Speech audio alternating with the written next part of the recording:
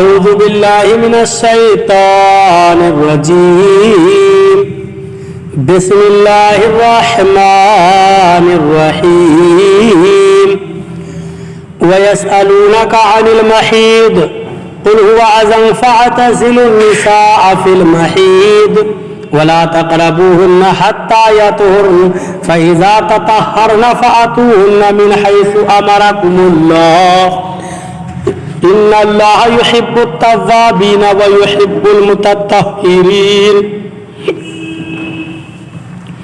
ترجمہ کنزُ الایمان. اللہ کے نام سے شروع جو نہایت مہربان رحم والا. اور تم سب پوچھتے ہیں حیض کا حکم تم فرماؤ وہ ناپاکی ہے تو عورتوں سے الگ رہو حیض کے دنوں اور ان سے نزدیکی نہ کرو جب تک پاک نہ ہو لیں. پھر جب پاک ہو جائیں تو ان کے پاس جاؤ جہاں سے تمہیں اللہ نے حکم دیا. بے شک اللہ پسند رکھتا ہے بہت توبہ کرنے والوں کو اور پسند رکھتا ہے ستھروں کو. ترجمہ کنزُ العرفان. اور تم سے حیض کے بارے میں پوچھتے ہیں تم فرماؤ وہ ناپاکی ہے تو حیض کے دنوں میں عورتوں سے الگ رہو اور ان کے قریب نہ جاؤ جب تک خوب پاک نہ ہو جائیں. پھر جب پاک ہو جائیں تو ان کے پاس وہاں سے جاؤ جہاں سے تمہیں اللہ نے حکم دیا ہے. بے شک اللہ بہت توبہ کرنے والوں سے محبت فرماتا ہے اور خوب صاف ستھرے رہنے والوں کو پسند فرماتا ہے. وَيَسْأَلُونَكَ عَنِ الْمَحِيضِ. اور تم سے حیض کے بارے میں پوچھتے ہیں. شان نزول. عرب کے لوگ یہودیوں اور مجوسیوں کی طرح حیض والی عورتوں سے بہت نفرت کرتے تھے. ان کے ساتھ کھانا پینا ایک مکان میں رہنا انہیں گوارا نہ تھا بلکہ یہ شدت یہاں تک پہنچ گئی تھی کہ ان کی طرف دیکھنا اور ان سے کلام کرنا بھی حرام سمجھتے تھے. جبکہ عیسائیوں کا طرز عمل اس کے بالکل برعکس تھا. یعنی وہ ان دنوں میں عورتوں سے ملاپ میں بہت زیادہ مبالغہ کرتے تھے. مسلمانوں نے حضور پر نور صلی اللہ علیہ وسلم سے حیض کا حکم دریافت کیا تو اس پر یہ آیت کریمہ نازل ہوئی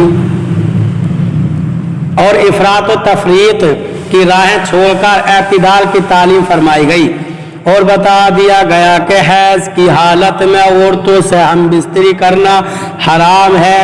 اور چونکہ یہ قرآن کی واضح آیت سے ثابت ہے لہذا ایسی حالت میں جمع جائز جاننا کفر ہے اور حرام سمجھ کر کر لیا تو سخت گناہگار ہوا. اس پر توبہ فرض ہے. یوں ہی ناف سے لے کر گھٹنے کے نیچے تک کی جگہ سے لذت حاصل کرنا منع ہے. بقیہ ان سے گفتگو کرنا ان کے ساتھ کھانا پینا حتیٰ کہ ان کا جھوٹا کھانا بھی جائز ہے. گناہ نہیں. اس آیت سے یہ بھی معلوم ہوا کہ عورت کے پچھلے مقام میں جمع کرنا حرام ہے کیونکہ وہ بھی گندگی کا مقام ہے. فَإِذَا تَطَهَّرْنَ. پھر جب خوب پاک ہو جائیں. خوب پاک ہونے سے مراد ایام حیض ختم ہو جانے کے بعد غسل کر لینا ہے. حیض کے چند احکام. ایک حیض کی کم سے کم مدت 3 دن اور زیادہ سے زیادہ 10 دن ہے. 2 حیض کے دنوں میں عورت کے لیے تلاوت قرآن نماز روزہ مسجد میں داخلہ قرآن کو چھونا اور خانہ کعبہ کا طواف حرام ہو جاتا ہے.